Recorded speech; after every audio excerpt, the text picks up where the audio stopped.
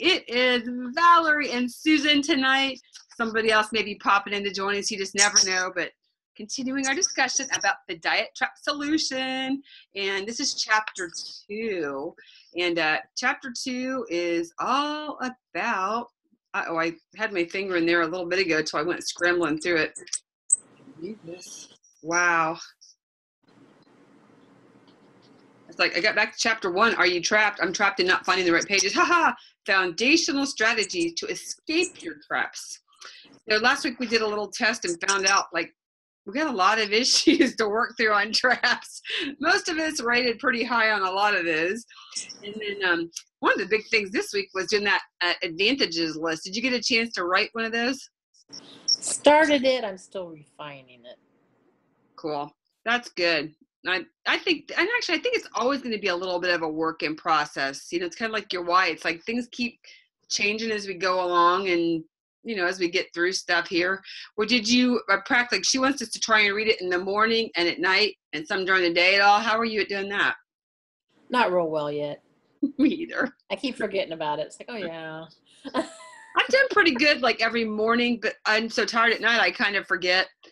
I'm thinking I need to write it out a few times, because that will help me to remember it too by handwriting it out. And like we were talking about, maybe I'll do it once with the right hand, try it with the left hand, because that's supposed to kind of help to get some little neurons going and stuff. But I'm thinking I'm going to stick one up, I think, in front of my toilet.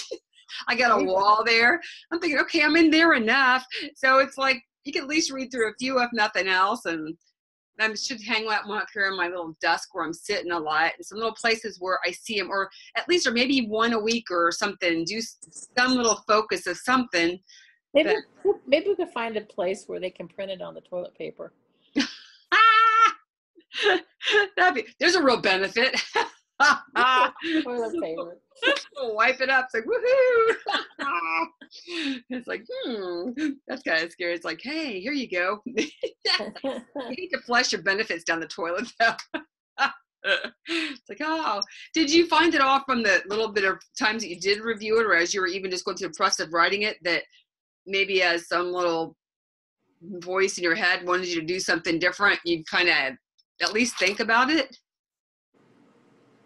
Well, I haven't had any challenges like that this week to where they would jump, you know, because I'm in my groove right now and nothing's interrupting my status quo. Yay, she's in it. I like it. Well, I found a couple of things where I was there and it would come up and it would help me just to like pause a second and go, okay, so you really want that, and just remember some of those certain things. I think the more I read it, and if I get better at the morning and the night thing, that will help. I know they had like a little check sheet in the back of the book, or I think we found it on their website too. Yeah. And so it's one of those things where you can check them off. I don't know. She just kind of says the more we do some of that stuff and actually do it, it makes it solidify it better. So probably something comparable with the left hand, right hand thing, right? Yeah, it's just like whatever it takes to get it in our heads, because it's like it's amazing how it seems like so much work goes into getting these habits kind of going, and how quickly we can just like blow them. I don't know why they kind of do that. So it's a struggle here. I thought it was funny. I mean, on page 24, she's talking and says, before we even got started going through everything, are you already having sabotaging thoughts? You might be thinking, that sounds like a lot of work. I have a lot of weight to lose more quickly. I can get by with just reading the skills. I don't have to practice them. But yeah, okay, so I've kind of been guilty of that over the long haul here. Although when I'm doing this study, it's like I knew I had to get dive into this. And so she's just really telling us, hey, by really filling everything out, it just is one more layering in there and helping us to get that down. So that first strategy was actually creating the advantages list. So that was all the different things, benefits that will be unique to people. Some of them might cross over.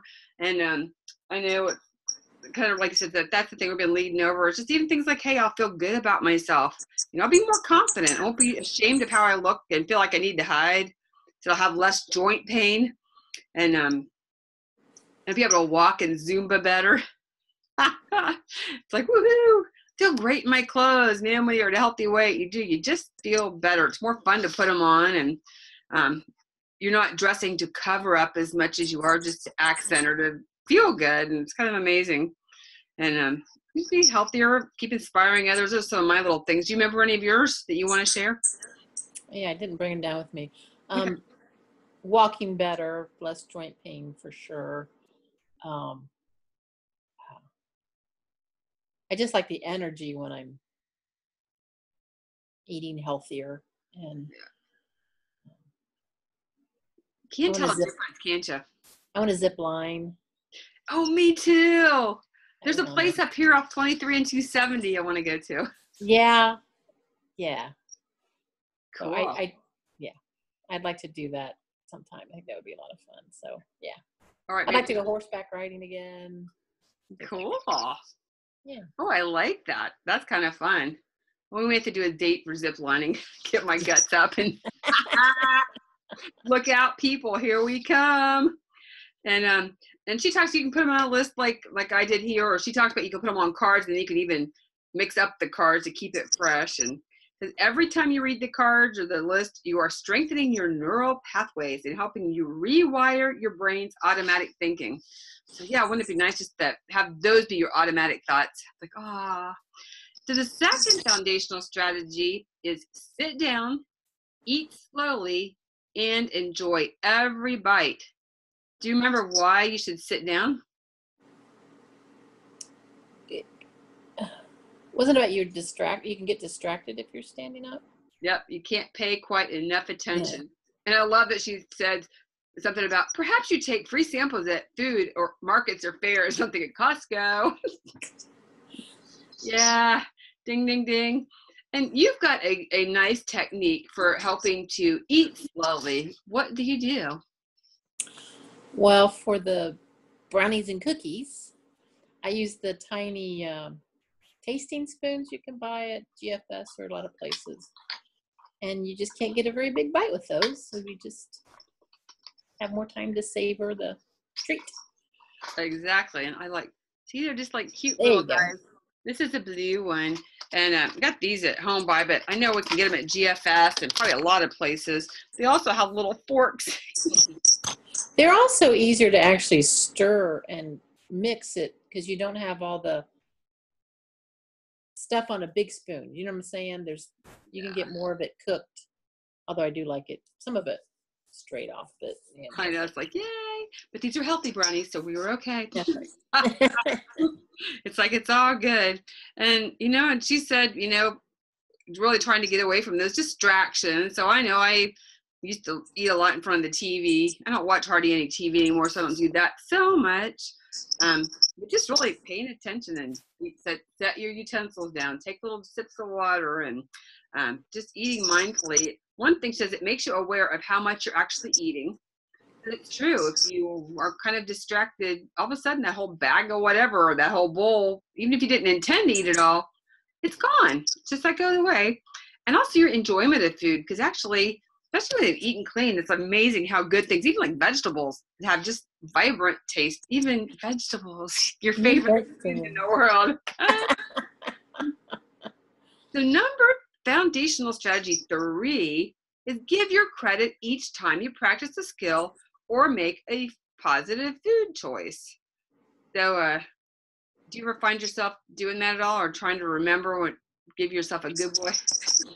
I do sometimes. I mean, it's infrequently, but yeah, when I've done something, I'm like, hey, good for you. Yeah. That's good. Yeah. She says this skill is actually critical. I never had thought about it being something, I kind of do the same thing to do something, but it's like making it more of a routine so that it helps to motivate you. And it says some dieters don't believe they deserve credit until they actually lose the weight. So sometimes if you wait that long, it's kind of get frustrating if you got a lot to go. So it's nice to keep it going. Helps you keep mistakes in perspective, because I know we tend to focus a lot on the negative. If we do something wrong, I can beat myself up for a long time, but the good stuff just kind of like flies off the back here. And it even helps you get back on track. So it's like, yes, I ate an extra roll at dinner, but I also did 20 other things right today. Not that you want to use it as an excuse either. It seems like that's a fine line. It's the way I work. And it helps you to realize that losing weight isn't just a fluke. You've made healthy choices and done some good stuff. And she says, don't forget this strategy. It's easy to forget to practice this throughout the day. What keeps successful dieters and maintainers going is giving themselves credit. So, hey, gonna do that. Number 4 is create reminder cards to help respond to your sabotaging thoughts. And I think that that's probably more as we're going through the traps in the next chapters that will come more into play.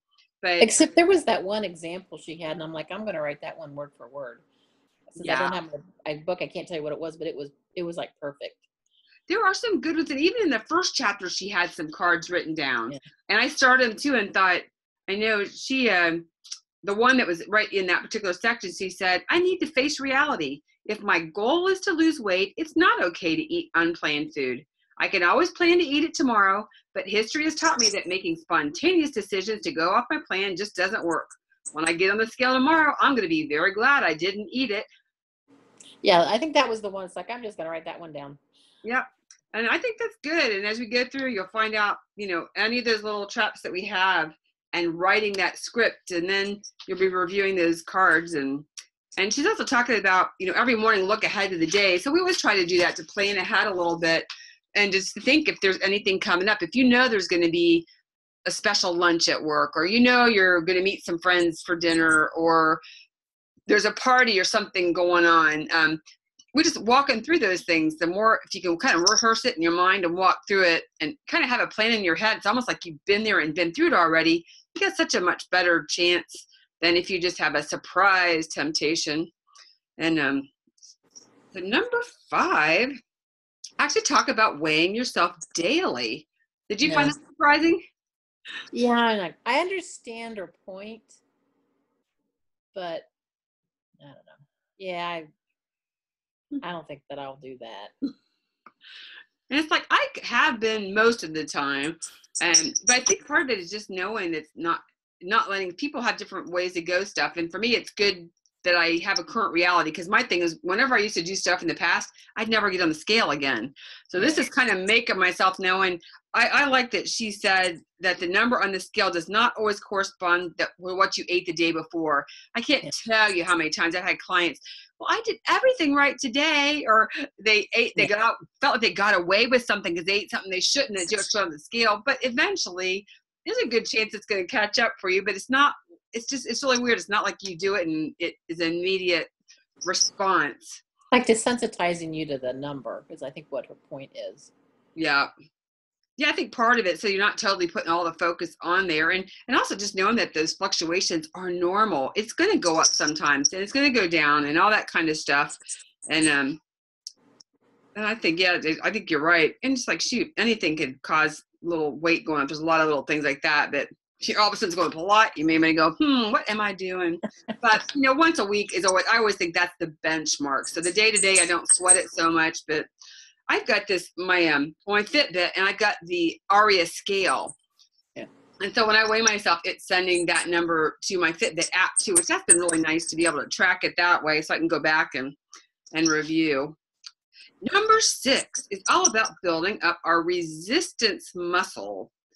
It says a common sabotaging thought that often precedes a dieting mistake is, it's okay if I make an exception this one time. It won't matter. And she says it implies there won't be any consequences for eating something you weren't supposed to eat. But there is a consequence, a major one. And see, this is one that I really struggle with, because I tend to do this to myself a lot. Going, I can just have a little one. And it's like, don't do that. Every time you make an exception, you're more likely to make it the next time you also make an exception. So, and have time after that and the time after that. So it's kind of a snowball. It's true. When you open that little door, a crack, it's hard to not have it keep getting bigger until you're kind of walking through it. Do you find struggles with that too? or you're really good at getting your mindset going and sticking with it when you get your brain in it. When I got my brain in it, yeah. It's like, It's, yeah, I mean, when we'll talk about the traps, but I definitely have my trap times, but yeah. For hitting stuff. Well, and she says that, I had to read this a few times, to succeed at weight loss and maintenance, you need a very weak giving in muscle. So that muscle that lets you do stuff needs to not be so strong. and you need to strengthen your resistance muscle.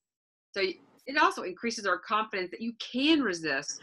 I think that's part of that goes back to that celebrating yourself too, so that, hey, when you have, said no to something or resisted it, that's a good time to go, awesome, way to go. It's like that's, and because remember how good you feel. Like you said, when we're eating healthy, we feel good. You've got good energy. And it goes, every time you respond, either strengthens or weakens your muscles. And so that's why every time matters. So that was interesting. So I had to keep remembering that and know that it's not really just, you just feel like it's just that one little moment in time, and like it carries on. And she said, it's not the calories that should be our main concern, it's the habit. And so it is that kind of getting the habit. Definitely practice these habits for so many decades. It's kind of like hard. So anyway, let's see. Number 7, lucky 7 is manage your hungers and cravings. That was really interesting. Where this was, she had a hunger and cravings experience or experiment, and kind of just helping you realize that, you know what, you don't really get like starving. It's not like some pain thresholds where if you don't feed yourself, you're going to get worse and worse. So you're just ravenous. Most of the time you'll have like this thing and you get really hungry, but then eventually it'll kind of go back too. And we tend to like freak out a little bit and you get a little hungry. It's like, oh, I better feed myself. It's like, why do we think that way? Kind of like the comfort thing. But she actually has people kind of almost do a day, like you're almost fasting throughout the whole day. Eat your breakfast in the morning and then don't eat again until dinner, so you sit through the thirst. And I can't say I highly recommend doing that at this point, but I had a colonoscopy back in November. And you don't eat for that whole time, and I lived through it, and it wasn't that miserable. Yeah, there's moments where you're kind of hungry, but you could have little stuff here, and it's just kind of what it is. We view hunger signs as a bad thing where it's really not. Any thoughts on that one? No, I don't think so. The worst times, when you're in bed, going to bed, and you're like, I don't have breakfast for another 8 hours, but I know, it's like, oh man. Do you typically find yourself, do you wake up at night being hungry? not so much on this plan. I have in the past, and sometimes I'll have a bar by my bed, and I'll take like a sliver, Yeah, it's a little bit. A bit of it, if it's like growling, just so I can get back to sleep. That's good. And I know Lisa told me, I had a couple times when I was really like doing all this stuff. It's like I woke up in the night just like hungry, and I couldn't go back to sleep. And I was like, oh man. And she's like, well, get up and get a shake. It's like, it's not the end of the world. And it's like better to grab that than something else. And you don't want to miss your sleep, because that's a healthy habit too. Yeah. This gal, she talks about doing a distractions list. So that would be one of our things for this week. Like last week we had our advantages list. And just start writing down your distractions list. Are there any things that you do like to kind of take your mind off of it? Well, I mean, with our plan where we're eating every 2 to 3 hours, it's just like, oh, I've got another 15 minutes, whatever. So maybe when maintenance time comes, that might be more helpful, but I don't find it an issue right now. Of course, you're always going to be eating 6 times a day. That's part of the healthy habits. So you're still going to have every 2 to 3 hours. So you'll always have that. But I guess it's probably just making sure if we're doing protein carb thing and we're keeping healthy choices, we should probably be, and we'll be eating more calories at that point too. So we'll learn, huh? We'll find out how this all goes here. So that'd be good. But I mean, she talks about things like, hey, you could take a walk, or you could write emails, or you could play a game on your phone. You could clean out a desk or drawer, do a crossword puzzle, watch funny YouTube videos, call a friend. She's got some different ideas there, but it's like, hey, whatever, you can go and play your marimba, and I'll go play my harp and do something here.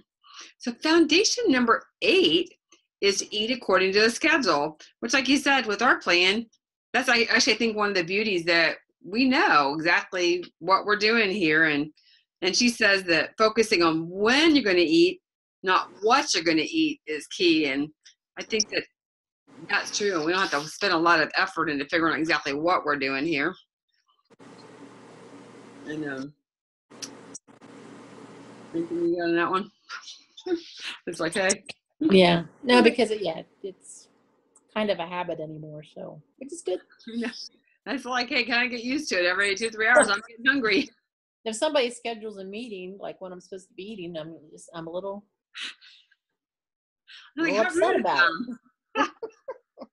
Like, don't mind me if I eat during this meeting, right? It's time for my brownie. You're interrupting me. Like, hello, huh? So then she's talking about, number 9 is, adopt and adapt an eating plan you can follow for life. So that's what we're doing, is really finding something. And she goes, there's no such thing as cutting calories in the short term and then increasing calories without weight gain, which makes sense. It's like you can't go on to these little starvation plans. So it's all about, finding that nutrition. And the best diet is one that's healthy and you can stick to, and that has a truly sustainable calorie level given your lifestyle and appetite, and also provides the proper nutrition. So I think we've got a good plan going there to keep us going. Yeah. And she even suggests, if you don't have, like, write down what you're going to intend to eat the next day. Ours isn't that much of a variation. So I think we're good on that one. And then 10, we're last of the list here is, she says it's capture worth it memories to remind you why it is worth it to stick to your plan. And I think that's a great idea too, to think about, hey, when someone compliments you, make note of it. Remember that, when you get into a smaller sizing of clothes, it's kind of one part. I think because hand in hand with that whole celebration kind of thing, and seeing stuff, celebrate, or she's, the worth it things. When your weight goes down, when you move more gracefully. Hey, when you fit in that seat in the airplane or in the theater or the movie and it's not so uncomfortable. There are things that come to mind with you that be things that. Well, I mean, it's not happening now, but like when I felt comfortable enough to buy a bicycle again and go out riding, things like that. Yeah. I mean, that's awesome. And I think, because I think it's so easy to get to a certain point, and life becomes easier and you're living is that lot lighter than you were, and you kind of forget what it was like in that other bigger body. And it's like, I think that's one of the things, that we really capture that and remember that kind of stuff. I don't ever want to go back to that, remembering how miserable I really was and how much I hurt and that kind of stuff. And then there was a section about putting it all together, how to create escape plans, but I think that actually is going to come at the end of these little traps kind of sections. So we had talked about what to do next, and the next 2 chapters fall under a section that's called internal traps and how we trap ourselves. And so chapter 3 is on stress traps, and so we'll do that one, and we'll also go through emotional eating traps. And so just keep working through them, do whatever exercises she's got. And again, I suggest not wait until the night before, because we're trying to make these into the whole lifestyle and trying to really integrate it in our lives. And if you wait till the last minute, it's like it's hard to really get that going. So, I think keep on. I've written down, like, keep on reading and work on narrowing down your advantages list and keep reading that. That's going to be one of those habits we keep doing. Then work on that sit down, eat slowly, and enjoy every bite. That's just another practical little thing we can remember, is to get your little utensils out and keep on going. And then, work on that distractions list for this week. And then next week we will do that chapter 3 and 4 and keep on rolling on the diet trap solution. Any closing thoughts or words, Ms. Valerie? Nope. Well, thank you so much for joining. I'm so glad you were here. This is really, it'd be awful to have a book club discussion by myself. You add a lot here. So anyway, we'll quit the recording here. Bye, everybody. Hope to see you next week.